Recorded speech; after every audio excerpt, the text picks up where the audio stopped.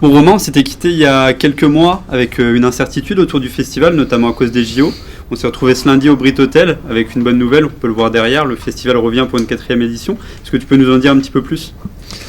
En effet, on s'était quitté, Alex, fin août, sans certitude de la continuité du festival. Alors, c'est pas de la continuité, c'est de la date et de savoir comment on allait pouvoir agir cette année par rapport aux JO, aux obligations, aux réglementations et aux disponibilités d'artistes. Aujourd'hui, on sait que les artistes seront présents, seront là. Donc l'édition 2024 s'annonce plutôt très très bien.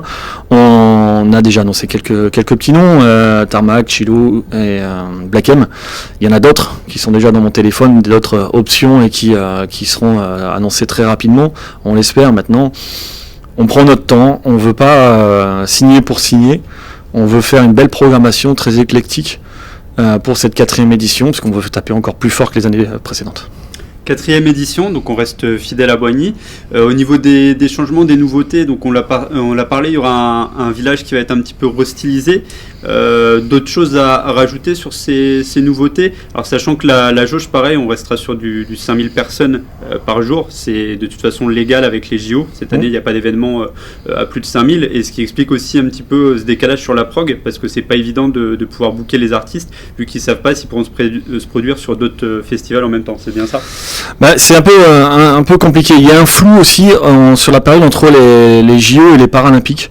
Parce que quand on voit des festivals comme le Delta, notamment s'annoncer, ou le Roi Arthur qui font plus de 5000, aujourd'hui on n'a pas toutes les infos à ce niveau-là. Nous, de toute façon, on s'est dit, on avait une jauge à 5000 jusqu'à présent, on va pas chercher à augmenter l'année des JO. Au moins comme ça on est tranquille.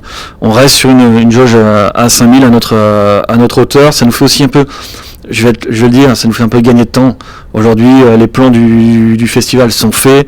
On va gagner du temps en logistique. Ça nous permet aussi, dès maintenant, de bloquer le matériel. C'est plutôt ça l'aspect des JO, c'est l'aspect logistique et technique. Faut pouvoir bloquer le matériel au plus vite pour pas avoir de surprise au moment des réservations qui sont d'habitude plutôt mai et juin. Là aujourd'hui, on peut déjà verrouiller une grosse partie du matériel logistique. Il y a 3 artistes qui ont été révélés aujourd'hui. Donc Tarmac Rodeo qui était déjà présent sur la petite scène l'an dernier et qui a été, tu nous en as parlé, le coup de cœur du public présent. Il y a eu pas mal de retours positifs et c'est ça qui vous a donné envie de leur laisser la place sur la grande scène. Clairement, d'habitude, la prog locale, on l'annonce beaucoup plus tard. Même sur la grande scène, on l'annonce un peu plus tard. On n'a pas encore fait les écoutes de la scène France Bleu avec toute l'équipe. Mais Tarmac Rodeo, c'était une évidence. Alors déjà, moi, je les ai pas vus. On était en conférence de presse. T'étais avec moi, il me semble. Mais j'ai vu des vidéos et ils sont... Dans tout ce qui est questionnaire de satisfaction et tout, ils sont revenus systématiquement. Moi, on me parle d'eux depuis la fin du festival, dès qu'on parle du dimanche et de l'ambiance de la petite scène.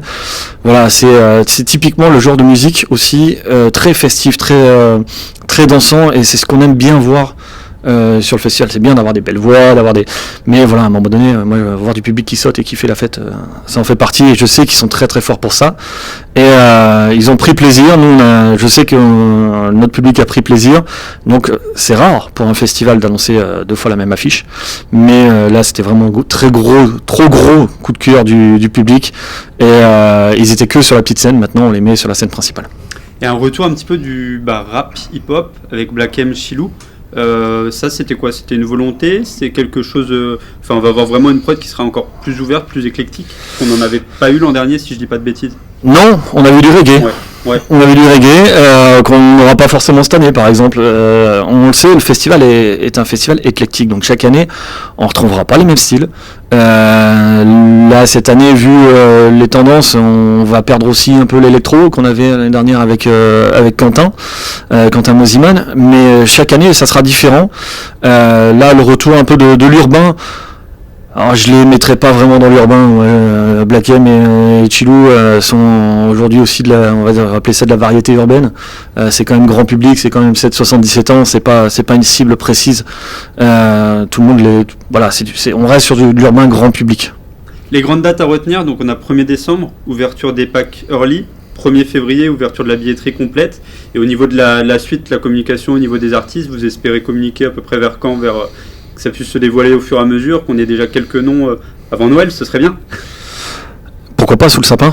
quelques noms. Nous, on aimerait bien aussi finaliser et passer à autre chose que travailler sur la programmation. On parle du développement du village. Aujourd'hui, on sait vers quoi on veut aller, mais on n'est pas précis parce que pour l'instant, on est plutôt sur le côté artistique, on est sur le côté aussi investissement. On a aussi le festival Winter, donc tout ça, à un moment donné, il faut y aller step by step. Des artistes à annoncer, on espère les annoncer très vite. On verra, on s'est pas fixé de date. Quoi qu'il arrive, le 1er février, on aura annoncé au moins toute la programmation nationale, ça c'est sûr. Maintenant, oui, 1er décembre, les Orly, sachez qu'il n'y en aura que 300 à la vente, comme l'année dernière, et ça part très très vite.